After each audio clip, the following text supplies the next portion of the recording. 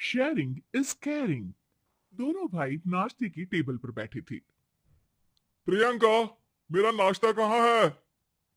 भाभी, मुझे भी ऑफिस के लिए लेट हो रहा है। इस पर प्रियंका किचन में से दोनों के नाश्ते की प्लेट्स लेकर बाहर आती है। लो भाई, आप दोनों का नाश्ता। किसी को भी 1 मिनट का सब्र नहीं है। ये प्रियंका का ससुराल है, जहां कोई औरत ना होने की वजह से शादी वाले दिन से ही घर के साथ दोनों भाइयों की जिम्मेदारियां प्रियंका संभाल लेती है। दोनों भाई शांति से नाश्ता कर रहे होते हैं कि अंकुश अपने भाई की प्लेट से पराठे का एक टुकड़ा उठा लेता है। आपको पता है ना, मैं खाना शेयर नहीं करता, फिर भी मेरी प्लेट में से खाना जरूरी है क्या? अरे हद हो गई है, मुझे नहीं खाना अब। अंकुर गुस्से में नाश्ता छोड़कर टेबल से उठ खड़ा होता है।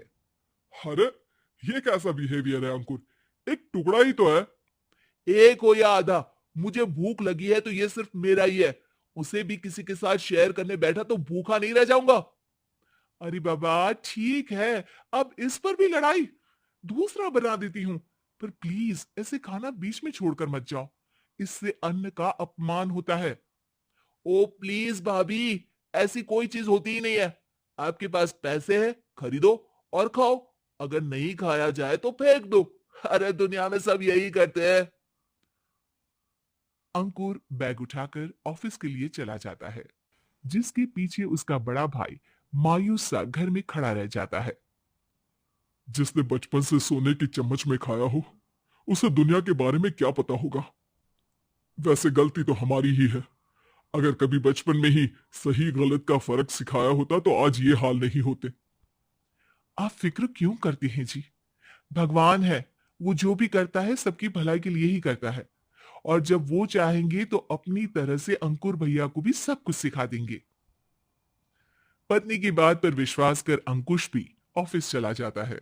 सुबह से दोपहर होती है और अंकुर लंच करने ऑफिस के पास वाले रेस्टोरेंट में पहुंचता है, जहां वो एक साथ बहुत सारा खाना ऑर्डर कर देता है। सर, क्या कोई आपको ज्वाइन करने वाला है? नहीं तो क्यों? अब कुछ नहीं सर, ऐसे ही। वेटर चला जाता है और कुछ देर में अंकुर का ऑर्डर लेकर वापस आता है, जिस पर अंकुर सब डिशेस में से थोड़ा थोड़ा खाकर बाकी ऐसे ही छोड़कर बिल देकर चला जाता है। वाह भगवान तेरी माया, कहीं कोई एक एक टुकड़े के लिए तरसता रहता है और ये 5 लोगों का खाना ऑर्डर करके एक का भी पूरा नहीं खाते। पैसे वालों की माया। वेटर टेबल साफ कर बचा हुआ सारा खाना लेकर रेस्टोरेंट के पीछे घूम रहे बच्चों के पास पहुंच जाता है, जिसे देख बच्चों के चेहरे खिल उठते हैं। वाह, आज इतना सारा खाना आया। थैंक यू भैया, भगवान आपको खाने की फैक्ट्री बना दे। अगर ये फैक्ट्री मेरी होती तो तुम लोगों को कभी किसी का झूठा बचा हुआ खाना नहीं खाना पड़ता। चलो तुम लोग खाओ, पर ध्यान रखो किसी को पता ना चले, नहीं तो मेरी नौकरी चली जाएगी। इसी के साथ दिन बीतता है और रात को दोनों भाई एक साथ घर पहुंचते हैं। कुछ देर में सब डिनर करने बैठते हैं, जहां अंकुश अंकुर को समझाने की कोशिश करता है। अंकुर, अगर हमें लाइफ में सब कुछ मिला है, इसका ये मतलब नहीं कि तुम उसका गलत फायदा उठाओ, बल्कि तुम्हें उसकी मदद से दूसरों को भी मदद करनी चाहिए। भैया, जिनके पास नहीं है उनकी वजह मैं तो नहीं ना। और ऐसे बहुत लोग हैं जिनके पास सब कुछ है। इसलिए अगर मैं एक इंसान कुछ नहीं करूंगा तो कोई फर्क नहीं पड़ने वाला। तुम्हारे भैया बस एक चीज समझाना चाहते हैं कि जिस चीज की हमारे पास कमी नहीं है, उसे बर्बाद करने से अच्छा है कि लोगों के साथ शेयर करें। इससे हम सिर्फ सामान नहीं, खुशियां भी बांटते हैं।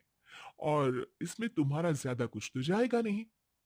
भैया भाभी की बात सुन अंकुर कुछ बोले बिना उठकर चला जाता है।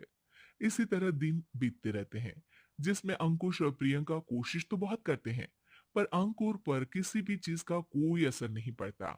एक दोपहर अंकुर सैंडविच खाते हुए सड़क के किनारे चल रहा होता है। तभी उसकी नजर आइसक्रीम वाले पर पड़ती है और वो सैंडविच सड़क किनारे फेंक आइसक्रीम खरीदने पहुंच जाता है। अब इसे कहते हैं जिंदगी का सुख। जैसे ही अंकुर आइसक्रीम लेकर पीछे मुड़ता है तो एक आदमी को सड़क से वही सैंडविच उठाते हुए दिखता है। वो आदमी बहुत कमजोर, गरीब, जैसे बहुत दिनों से खाना ना खाया हो वैसा लग रहा था। अंकुर उसके पास जाकर खड़ा हो जाता है। उसे देखकर आदमी सैंडविच अंकुर की तरफ कर देता है। आपको भी खाना है क्या? क्या हम इसे आधा आधा कर ले? मुझे बहुत भूख लगी है। वो मेरा ही झूठा सैंडविच है। तुम दूसरा खरीद कर क्यों नहीं खा लेते? इसे क्यों खा रहे हो? अरे भैया, अगर खरीदने के पैसे होते तो 4 दिन से भूखा नहीं घूम रहा होता। है? क्या? तुमने 4 दिन से कुछ नहीं खाया, फिर भी इस आधे सैंडविच को मेरे साथ बांटने के लिए तैयार हो गए? क्यों? अरे भैया, पैसा नहीं है तो क्या हुआ? इंसानियत आज भी उतनी महंगी नहीं हुई, और ना ही उस पर अमीर गरीब का टैग लगा है जो हम उसे रख ना सके। पर अफसोस, आजकल लोगों के अंदर पोषण, खून या विटामिन से ज्यादा इंसानियत की कमी होने लगी है। आदमी की बातों से अंकुर को समझ में आ जाता है कि वो आज तक कितना गलत काम करता आ रहा था। इसके बाद से वो अपनी किसी के साथ शेयर नहीं करने और खाने को बर्बाद करने वाली आदत को छोड़ देता है।